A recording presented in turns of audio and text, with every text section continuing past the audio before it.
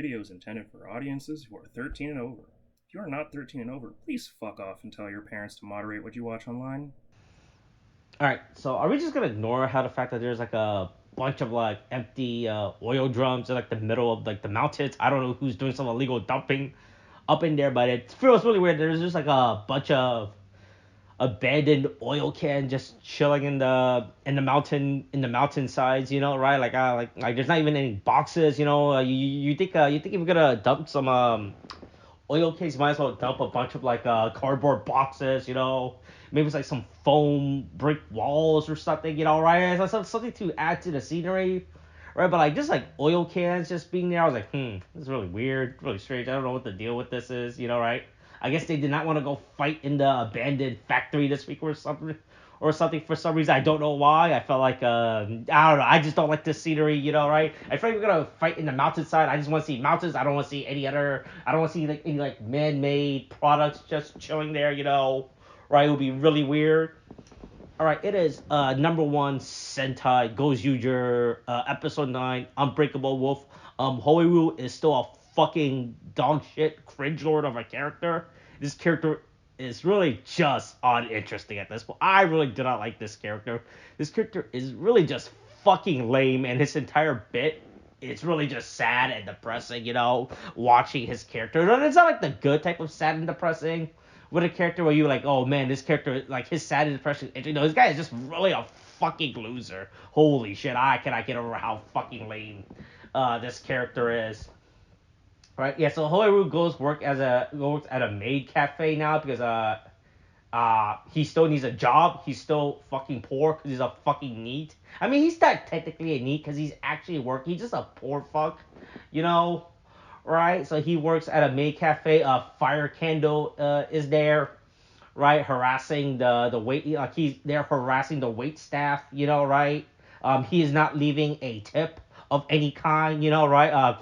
His bill was like 1936, and he left a $20 tip, and now the wait staff had to chase him, and now the owner has to chase him for 2 blocks, all right, demanding to leave a tip, right? So he has to work at this maid cafe for like I don't know. So what his bill was like what? I don't think they even say what his bill was. He just walked out, right? With it. So they just make him work to pay for it, right? They also don't make it work like an hourly. They just like I guess they like hey, sell enough and you can leave, right? I guess that's like pretty much what this entire moment is, right? But I think it's so that's like the but that's pretty much what it is, right? For for both of these guys, right? So I think this is the A plot of the show, right? If you think about it, but the B plot is Kuon going to beat the shit out of the other Gozyuger, right? Like it's really funny how like these are the two plot lines of this episode. It's just Hoeru and Fire Candle just talking about their differences, right? About like, oh yeah, hey man, well, why do you want to be #1? Well, what are you doing in life? Right? Right. Also, pretty sure that Fire Candle don't know that Hoeru is Goju Wolf, unless I'm mistaken. I'm not very sure if he knows who the fuck Goju Wolf. Like he just wants to fight Goju Wolf, but right? But he doesn't. I don't think he knows that Hoiru is just who he is, right? But but yeah, Hoiru is still a fucking loser. I like how Fire Cat was like, yeah, you're a fucking loser. I fucking love that. He just calls him out on that, right? I just think it's real funny, right? Because Hoiru knows who the fuck Fire Candle is, obviously, right? But Fire Candle's like, man, who the fuck is this guy? Just some fucking guy, just some fucking nerd. But yeah, God is reminded that he's in this show, right? The Tango Soul's like, hey, can you go fight, can you go help your quote unquote friends, or right? Because I don't, even think about like no one in the show is technically friends, they're all just work acquaintances, right? If you think about it, right? Like they just hang out when they have to do Gozyuger stuff, but afterwards everyone just goes does their own thing. I guess except I mean I guess except Byakuya and Takahara because they technically don't have a home. So do they live at the live at the cafe? Now that I think about it, right? Because Takahara cannot fucking go home because his parents think that because his outside not his parents, his family think that he's on like some weird spiritual journey quest as an 80-year-old man, and his family's like, yeah, we'll let an 80-year-old man go on a spirit journey for a year, why not? Also, by they're not bringing back that fucking his old man form ever again, I guess, right? Like it was like a one-time thing that they just showed off, and then I guess he's permanently in old man form, right? I thought, right, but it's been shown that he reverts back to his old man. So I don't know why they don't use this as a running gag in the show of him reverting back to an old man. Now that I think about it, right? But anyway, yeah. So meanwhile, the rest of the team is getting their ass beat, right? I don't know if there's any correlation with Geki Ranger, Jacka, and Denji Man. I don't know there's a bit.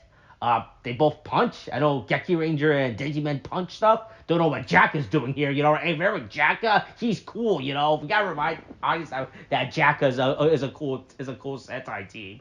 I guess also, but I think it's really cool that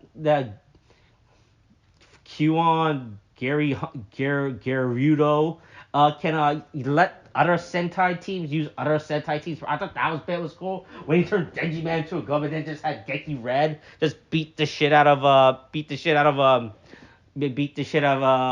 Byakuya. Wait, fuck, which one's which again? I hate the fact that there's two members here that starts with a B, and I fucking hate. Byakuya is the Blue Ranger, Bakugami. Okay, I'm sorry. Yeah. Bakugami's the homeless one, not Byakuya. Byakuya has has real money. He has a real house. He has a real apartment, studio apartment with lights and everything. Yeah, Bakugami is the one that lives at the cafe. But yeah, Byakuya just gets his ass beat by Geki Red wielding the Denji Man glove. But I was like, oh man, that's a thing you could do. Sure, why not? I didn't realize that was a thing you could do. But yeah, they get their ass beat, so Horu has to come in and he summons out this nude weapon. He just does it. I don't know. I think it's because of his strong Christian faith. He's like, oh yeah, I'm gonna put all my faith into Jesus and into the Pope. Right? If there's one person I can always rely on, I can always rely on the Pope. He'll never let me down. He'll never leave me. The Pope will always be there. It's fucking the sword it's the White Tiger Ranger sword. It's Saba. I don't know what the fuck the Sentai name for Saba is. Is Barakido or something, right? It starts with a B. What the fuck is Saba Power Rangers? It's something stupid as well. What is Saba's Japanese sword name? Byakukai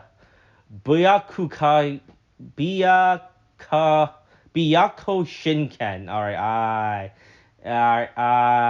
Byaku. Alright, I give up on it. But yeah, he summons.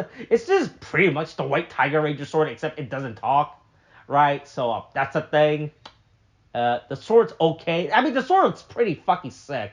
I guess this is his personal weapon. It didn't occur to me up until this point he does not have a personal weapon, right? Because everyone has their own stupid little personal weapon. This was his, and this is his actual. It's just he's like a little combat knife. That's cool. I dig this sword. Right? Yeah, he beats. All right, so he beats Q1. He gets the ninja ring. Right? They lost the Bon Boomja ring. So hey, here's a fair trade off, I guess. So there you go. Right? We traded rings. Woo, boy. Right. The Tenga sword form, it's pretty sick. This is a giant ass claw. I think like the head sculpt is kind of fucking lame, where it makes like this weird like little chest thing. I don't know what the fuck the deal with that thing is. That looks really fucking lame. But I dig the big ass fucking claw.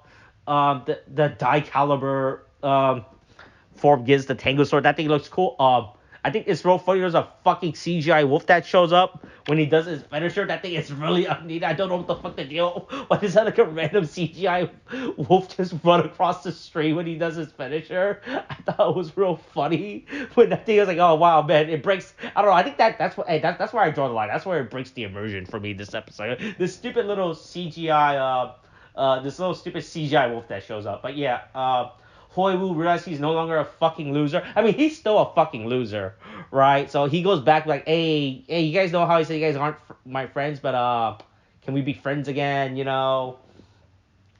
So now he's up. he's friends with the rest of the cast again. Cast are now dealing with him. So there you go. The day is saved. And he makes friends, right? Or his friends, or everyone's friends again. But I still think everyone's a work acquaintance, so I'm not really sure.